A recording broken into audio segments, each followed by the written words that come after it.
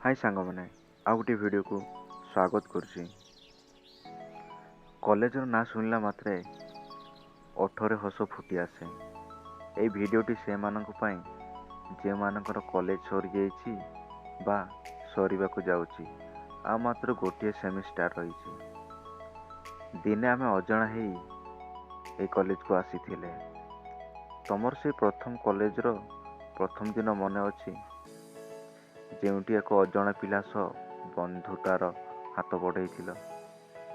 ଆଜି ସେ କଲେଜର ୱେଲକମ୍ ମନେ ପଡ଼େ।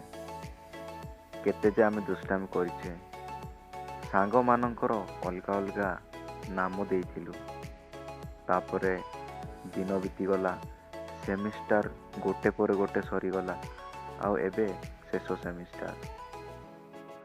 ଆଉ ଆମ ବନ୍ଧୁତା ଯେତେ ନିବିଡ଼ ହେଉଛି, କଲେଜର ସେମିଷ୍ଟାର ଦିନ ସେତେ କମି କମି ଯାଉଛି। ସତରେ ଦିନେ ଆମେ ଅଜଣା ହେଇକି ଆସିଥିଲୁ, ଏବେ ଆମେ ଜିଗ୍ରି ଦୋସ୍ତ ହେଇଯାଇଛୁ।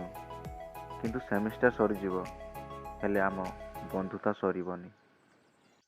କଲେଜ ସିନା ଛାଡ଼ିବୁ, ହେଲେ ଏଇ କଲେଜରୁ ଆମେ ବହୁତ କିଛି ଶିଖିକି ଯାଉଛୁ, ଆଉ ବହୁତ କିଛି ଏମିତି ସ୍ମୃତି ନେଇକି ଯାଉଛୁ, ଯାହାକୁ ଆଗାମୀ ଭବିଷ୍ୟତରେ ଯଦି ଆମେ ତାକୁ ମନେ ପକାଇବୁ, ଓଠରେ ସ୍ମିତ ହସ ଆସିବ।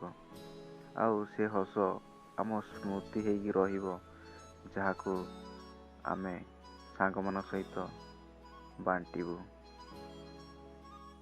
କଲେଜର ଗଛପତ୍ର, କାନ୍ଥବାଡ଼ ସବୁ ଏବେ ନିଜର ଲାଗନ୍ତି।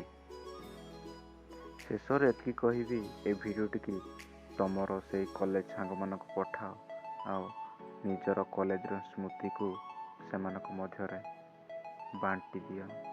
Thank you.